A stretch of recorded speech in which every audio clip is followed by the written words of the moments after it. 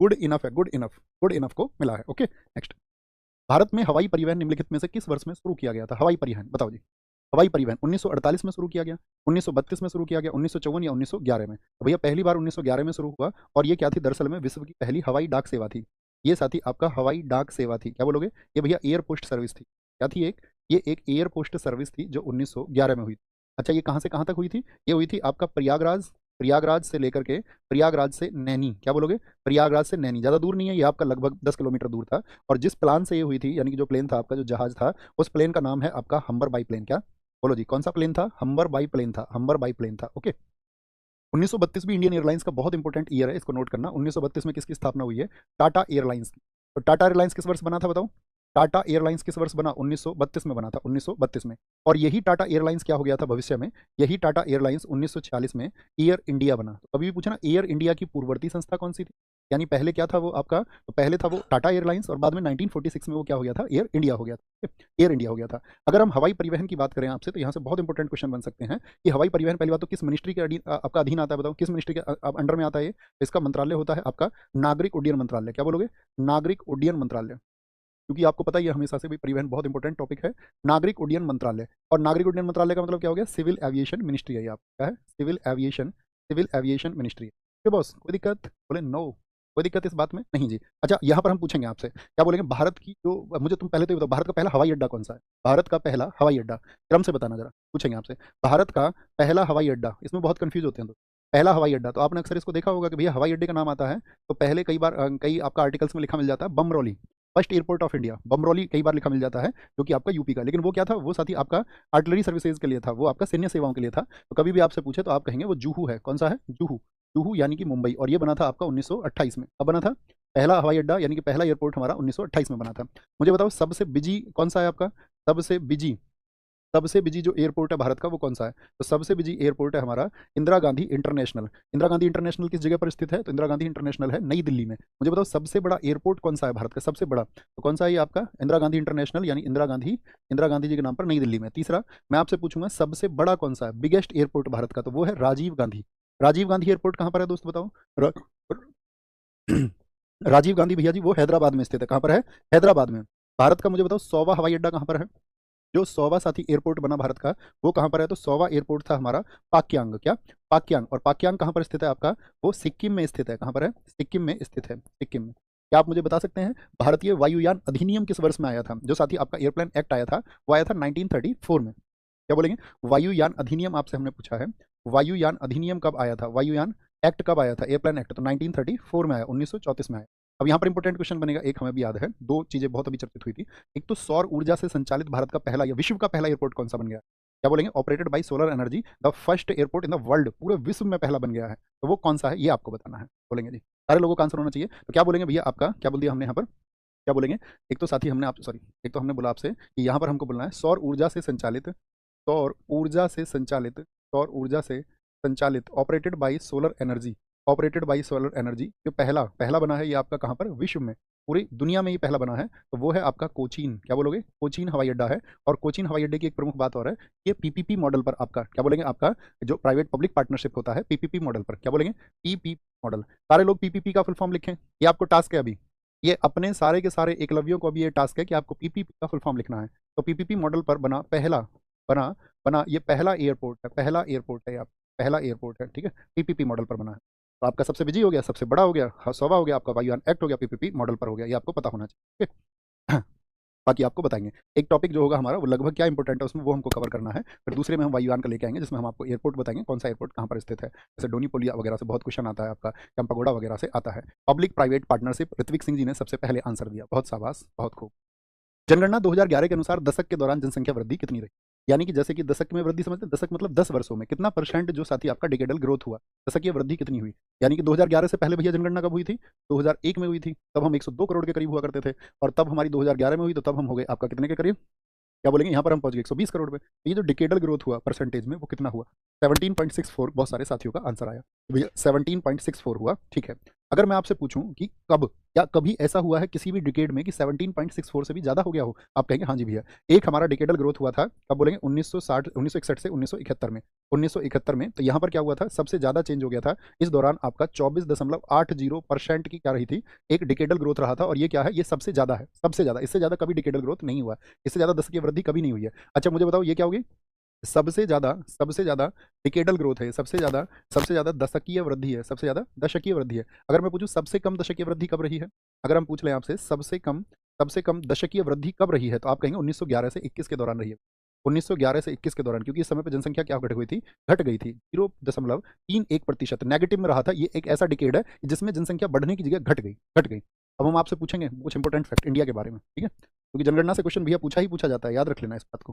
कभी भी कोई भी एग्जाम आप दें, अगर हम इंडिया की बात करें आपसे, 2011 की जनगणना की बात करें, किसकी, 2011 का सेंसस का बात करें, किसी भी साथी को आपका सेंसस का क्लास करना है तो हमने यूट्यूब पे कंप्लीट सेंसस कराया हुआ है एक ही क्लास में। तो आप कभी बाद में जब आपको कभी समय हो 10 दिन 15 दिन बाद, और 10 10 15 15 मिनट करके आप उसको देख सकते हैं, ठीक है, 2 घंटे की शायद वो क्लास है, उसमें लिख लेना सेंसस 2011 नवीन, तो आप उसको सारे फैक्ट करेंगे, हर एग्जाम में बन। ओके, थम्स अप कर दिया करो मेरी बातों पे, हाँ जी भैया हम उसको समझ गए, तो हमको लगेगा जो तुम्हें समझाया है वो तुम तक पहुंच गया है।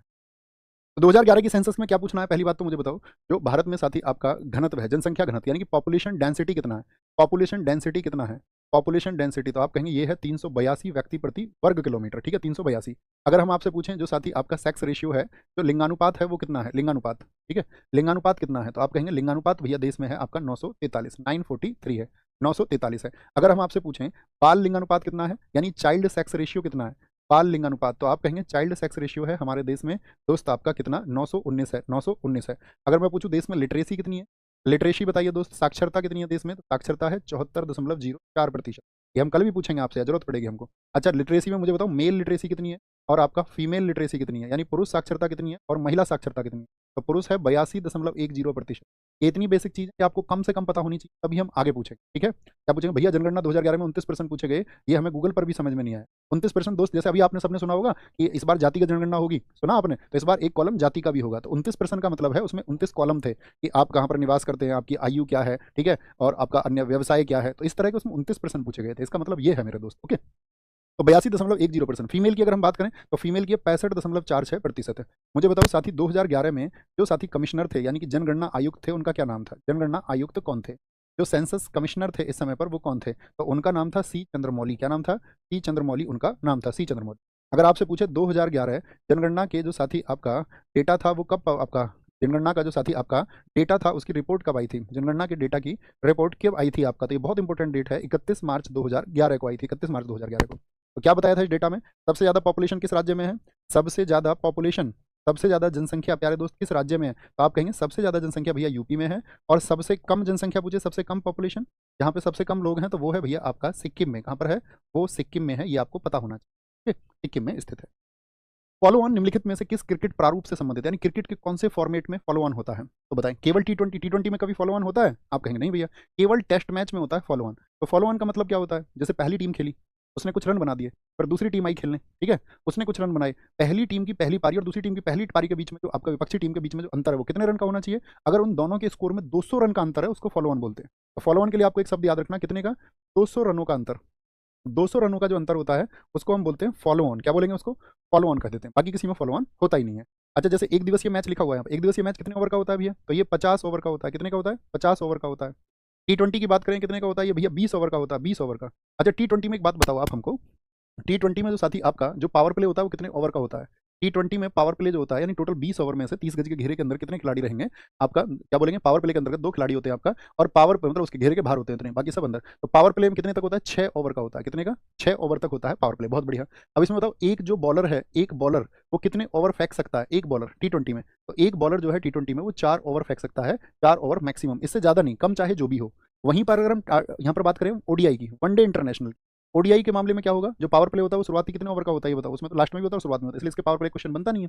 यहाँ पर एक क्वेश्चन बन सकता है आपसे कि आपका ओडीआई में एक बॉलर मैक्सिमम, एक बॉलर जो होता है वो मैक्सिमम कितने ओवर फेंक सकता है, तो आप कहेंगे इसमें वो मैक्सिमम भैया 10 ओवर फेंक सकता है, कितना, 10 ओवर वो फेंक सकता है एक बॉलर, ये बताना चाहिए। अच्छा हम बात करें यहाँ पर एक बहुत अच्छा फॉर्मेट होता है डीएलएस फॉर्मेट, क्रिकेट में इन सभी फॉर्मेट में होता है डीएलएस, डीएलएस मेथड। तो डीएलएस बताओ कौन से फॉर्मेट में नहीं होता है, इसको बोलते हैं डकवर्थ लुइस मेथड। कौन सा होता है, डकवर्थ लुइस, कब इस्तेमाल होता है भैया, डकवर्थ लुईस जो सिस्टम होता है ये कब इस्तेमाल होता है, तो आप कहेंगे ये डकवर्थ लुईस मेथड जो होता है ये बारिश होने पर इस्तेमाल होता है। क्या, एक शब्द लिखा करो, मैं उसी से समझ जाऊंगा हमेशा आपका। अगर आपको यही है, सोचो भी ना तो आप एक शब्द सोचना, बारिश, फुल माइंड से रहेगा एकदम, ठीक है, कि बारिश में होगा। कब से शुरू हुआ था भैया डीएलएस? डीएलएस शुरू हुआ था आपका 2008 से। पूछा जाता है कब से आपका डीएलएस, कब से, नहीं 1997 में शुरू हुआ था डीएलएस, वो तो आपका डीआरएस है, डीआरएस है वो तो, ठीक है, डीआरएस है। तो क्या बोलेंगे आपका डकवर्थ लुईस शुरू हुआ था 1997 से, और ये आपका किस किस के बीच में, जिम्बाब्वे, जिम्बाब्वे जिम्बाब्वे की टीम थी, जिम्बाब्वे वर्सेस इंग्लैंड के बीच ये आपका इस्तेमाल हुआ था पहली बार, इंग्लैंड के बीच में, ठीक है। अब यहाँ मैं पूछूं किस आपका किस फॉर्मेट में इस्तेमाल नहीं होता है, तो आप क्या बोलेंगे, टेस्ट में नहीं होता है। किस में नहीं होता है, टेस्ट में नहीं होता है, टेस्ट में नहीं होता है। यानी किस में हो सकता है, सिर्फ और सिर्फ टीएलएस किस फॉर्मेट में नहीं होता है, तो आप कहेंगे भैया वो आपका टेस्ट में नहीं होता। क्वेश्चन पूछा जाएगा। बहुत बढ़िया, मोहित राजपूत जी ने एक बहुत अच्छा फैक्ट लिखा है, 1987 60 ओवर से 50 ओवर का हुआ था ओवर, बहुत बढ़िया। एक मेथड है आपका अभी जो मैंने नाम लिया, दूसरा क्या बोलेंगे, डीआरएस, उसका फुल फॉर्म बताओ क्या होता है, डीआरएस का फुल फॉर्म बताओ, डीआरएस क्या होता है। डीआरएस ध्वनि रिव्यू सिस्टम मत बोलना कोई भी, क्या बोलोगे इसको, इसको बोलते हैं भैया decision decision review system, decision review system इसको बोलते हैं। ये इस्तेमाल हुआ था 2008 में। डीआरएस कब इस्तेमाल हुआ था, पहली बार 2008 में। कब इस्तेमाल हुआ था, पहली बार 2008 में इस्तेमाल हुआ था, इंडिया और श्रीलंका के मैच में, इंडिया और श्रीलंका के मैच में इस्तेमाल हुआ था। डीआरएस मतलब समझ रहे हो कि भाई आपका क्या ले लिया, आपका एक टीम के पास में कितने डीआरएस होते हैं, दो डीआरएस होते हैं, तो डीआरएस मतलब एक अलग एम्पायर से आपका डिसीजन ले लिया। अब मुझे बताओ डीआरएस से आउट होने वाला पहला खिलाड़ी दुनिया में कौन है, डीआरएस से आउट होने वाला पहला खिलाड़ी बताएंगे भी, अतिरिक्त बातों में मत लगना कभी भी तुम। पहला खिलाड़ी कौन है डीआरएस से आउट होने वाला, तो पहले खिलाड़ी हैं आपका, क्या बोलोगे, पहले खिलाड़ी हैं भैया भारत के वीरेंद्र सहवाग, वीरेंद्र सहवाग। अच्छा आप क्वेश्चन पूछ लें जरा, मुझे बताओ वीरेंद्र सहवाग भारत क्रिकेट में किस फॉर्मेट के सबसे पहले कैप्टन थे, ये सबसे पहले कैप्टन है उस फॉर्मेट के, आपका आंसर आना चाहिए। तो आप बोलेंगे वीरेंद्र सहवाग भैया आपका भारत में जो T20 फॉर्मेट था उसके पहले कैप्टन थे, T20 फॉर्मेट। अच्छा मुझे बताएं विराट कोहली कौन से फॉर्मेट के सबसे पहले कैप्टन बने थे, तो विराट कोहली फॉर्मेट के थे आपका पिंक बॉल के, इसके विराट कोहली पिंक बॉल से जब मैच शुरू हुए थे तो उसके पहले कैप्टन थे। क्या आप मुझे बता सकते हैं भारत में ओडीआई का पहला कप्तान कौन है, पहला पहला ओडीआई कप्तान यहाँ बता दीजिए, पहला ओडीआई कप्तान कौन है, वनडे इंटरनेशनल का भारत का पहला कप्तान कौन है, तो ओडीआई के थे आपका अजित वाडेकर, क्या बोलेंगे, अजित वाडेकर। और जब तीनों मैच की तुलना की बात चल रही है तो यहाँ पर एक तुलना और हम आपसे करना चाहेंगे, ठीक है, एक वो आपका कंपैरिजन होगा इस चीज़ का, तो वो कंपैरिजन है, मुझे बताओ जैसे टेस्ट मैच होता है तो वो कितने ओवर का होता है बताओ, टेस्ट मैच, तो टेस्ट मैच होता तो वैसे तो 5 दिन का है, कितने दिन का होता है, 5 दिन का होता है, और इसमें क्या होता है 90 ओवर्स होते हैं, कितने 90 ओवर्स होते हैं। एक छोटा सा तुलना इसमें करना, जो टेस्ट मैच में लंच टाइम होता है वो कितनी देर का होता है, लंच टाइम, लंच टाइम आपसे अगर यहाँ से पूछ ले आपसे जो टी ब्रेक होता है वो कितनी देर का होता है, टी ब्रेक, और आपसे जो इनिंग ब्रेक पूछे, आपसे क्या पूछे, इनिंग्स का जो ब्रेक होता है वो कितनी देर का होता है, तो क्या बोलेंगे लंच टाइम होता है भैया यहाँ पर 40 मिनट्स का, और टी ब्रेक होता है आपका 20 मिनट्स का, और इनिंग ब्रेक जो होता है यहाँ पर वो होता है 10 मिनट का, क्या बोलेंगे 10 मिनट। वहीं पर अगर ओडीआई की बात करें, वनडे इंटरनेशनल की, ठीक है यहीं पे बात कर लेते हैं, अगर हम बात करें यहाँ पर आपका वनडे इंटरनेशनल की, तो उसमें लंच टाइम कितना होता है ओडीआई में, तो आप बोलेंगे भैया लंच टाइम नहीं होता, बस वहाँ पर होता है आपका इनिंग ब्रेक जो होगा वो 40 मिनट का होगा, 40 मिनट का। और T20 में मुझे बताएं, T20 में मुझे बताओ एक बार, जो इनिंग ब्रेक होता है T20 में कितनी देर का होता है, कितनी देर बाद दूसरी इनिंग शुरू हो जाती है T20 में, सारे लोगों का आंसर आना चाहिए, तभी आगे बढ़ेंगे भैया। कमाल कमाल कमाल कमाल, 10 मिनट, ठीक है बहुत बढ़िया। तो T20 में कितनी देर का होता है, T20 में होता है ये आपका इनिंग ब्रेक होता है आपका 10 मिनट का, कितनी देर का, 10 मिनट का होता है। नेक्स्ट, निम्नलिखित में से कौन रेत समाधि उपन्यास की लेखक या लेखिका है, रेत समाधि, रेत समाधि को लिखा है गीतांजलि श्री ने, दुनिया में बहुत चर्चित हुई थी अभी दोस्त, क्योंकि इनको मिला था 2022 का, 2022 का कौन सा, इनको मिला था 2022 में आपका बुकर इंटरनेशनल अवार्ड, कौन सा, Booker international, Booker international award इनको मिला था आपका, इंटरनेशनल अवार्ड। और बुकर इंटरनेशनल अवार्ड किस ईयर में, 2022 में। और इसी किताब का, ये जो किताब है टॉम क्या बोलेंगे इसको, रेत समाधि, रेत समाधि, इसका जो साथी आपका इंग्लिश ट्रांसलेशन किया था वो किसने किया था, क्योंकि इन दोनों को प्राप्त हुआ है, इसका इंग्लिश ट्रांसलेशन किया था आपका डेजी रॉकवेल ने, किसने, डेजी रॉकवेल ने। बहुत इंपॉर्टेंट क्वेश्चन पूछ लें, उत्साही बच्चे आंसर दे पाएंगे। जो इंटरनेशनल बुकर पुरस्कार है ये किस वर्ष में शुरू हुआ था और किस क्षेत्र में दिया जाता है, अब तो आप समझ गए, बुक के लिए यानी कि लिटरेचर के लिए भैया दिया जाता है। अगर आपसे पूछ ले बुकर इंटरनेशनल कौन सा, एक तो बुकर इंटरनेशनल, ठीक है, या आपसे पूछ ले बुकर अवार्ड कौन सा, बुकर अवार्ड, या आपसे पूछ ले मान बुकर, तो एक ही बात है, ये कौन सा है, ये मन बुकर है। अगर इनको पूछ लेते दोनों कब, तो मेन बुकर पूछ ले, बुकर तो 1969 में, और बुकर इंटरनेशनल कब शुरू हुआ था, वो 2005 में शुरू हुआ था, 2005 में। बहुत इंपॉर्टेंट क्वेश्चन बनता है, बहुत इंपॉर्टेंट। अब देखो कोई भी जब राइटर बहुत चर्चित होता है तो एसएससी का क्या पैटर्न है, रिसेंट में कोई बुक लिखी है उसको जरूर पूछे। तो इनकी और कौन कौन सी चर्चित बुक है बताएं जरा, इसकी गीतांजलि श्री की और कौन कौन सी चर्चित बुक है, इनकी एक किताब है त्रोहित, कौन सी, त्रोहित बुक इन्हीं की है, त्रोहित बुक। और एक किताब है इनकी द एम्प्टी स्पेस, ये इनकी बहुत चर्चित किताबें हैं। द एम्प्टी स्पेस किसकी बुक है, एम्प्टी स्पेस इन्हीं की बुक है, इन्हीं की बुक है। रीता कुमारी, शशि थरूर आपको एक दिन और बताएंगे, इनकी बहुत सारी चर्चित किताबें। एक में झुम्पा लाहिड़ी की बुक्स बताओ जरा, झुम्पा लाहिड़ी की बुक्स कौन बताएगा, झुम्पा झुम्पा लाहिड़ी की बुक्स बताएं भैया, कोई एक किताब का नाम लिखें जो आप जानते हो झुम्पा लाहिड़ी की। आप कहेंगे झुम्पा लाहिड़ी की किताब है भैया, वेयर अबाउट्स। एसएससी हर बार पूछती है वेयर अबाउट्स को। एक एसएससी बहुत पूछती है interpreter of melodies, interpreter of melodies, interpreter of melodies book इनकी बहुत चर्चित है। एक किताब है इनकी साथी द लो लैंड, कौन सी? द लो लैंड बुक किसकी है? वो इन्हीं की किताब है। और एक आप बताएंगे जो बहुत चर्चित, बहुत पुरानी भी है झुम्पा लाहिड़ी की, उसका नाम द नेम सेक, कौन सी? द नेम सेक बुक किसकी है? नेम सेक, ये बहुत पूछी जाती है, झुम्पा लाहिड़ी की बुक। गवर्नर जनरल का पद पहली बार किस अधिनियम के अंतर्गत बनाया गया था? आप सबको पता होना चाहिए दोस्त, पहले क्या था बंगाल में, तो पहले हुआ करता था गवर्नर, ठीक है। और गवर्नर के पद को क्या बना दिया गया था? जो गवर्नर का पद था उसको बना दिया गया था बंगाल का गवर्नर, ठीक है। बंगाल का गवर्नर जो था आपका, उसको फिर बना दिया गया बंगाल का गवर्नर जनरल, बंगाल का गवर्नर जनरल बना दिया गया। और बंगाल के गवर्नर जनरल को बना दिया गया भारत का गवर्नर जनरल। और फिर उसी गवर्नर जनरल को बना दिया गया भारत का वाइसराय। तो ये चार व्यक्ति कौन थे शुरुआती, ये आपको बताने हैं। तो बंगाल का जो पहला गवर्नर जनरल बना था, बंगाल का गवर्नर होता था आपका पहला, तो कौन बना था आपका यहाँ पर? तो उसकी बात हम अभी नहीं कर रहे हैं, क्लाइव की बात नहीं कर रहे हैं, हम क्लाइव के बाद की बात कर रहे हैं, ठीक है। ये लिख लो, बंगाल का पहला गवर्नर भी कौन बना था? तो गवर्नर बना था आपका क्लाइव। कौन था? गवर्नर क्लाइव बना था।